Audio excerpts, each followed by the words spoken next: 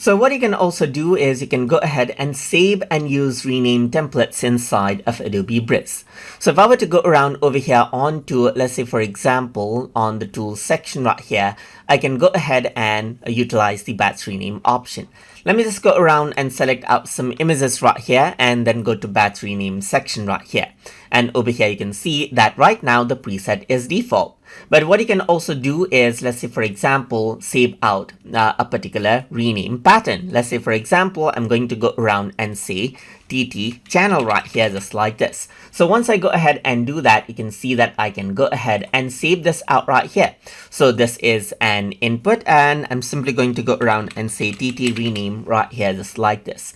So if I were to go ahead and do that and select default, let's say for example, let me just go ahead and then select something else, you can see that this is the default right here. So let's say I want to rename out the files using that preset, then I can simply go around and select some files and then go around onto the batch rename section right here, just like this. And then I can go around and select, let's say for example, the custom preset that I used right here, just like this. So if I were to go ahead and do that, then I can simply go around and rename and move it out. Let's say for example, I'm simply going to go around and rename this in same folder and rename it. And by using that particular preset, it is renamed out right here, just like this.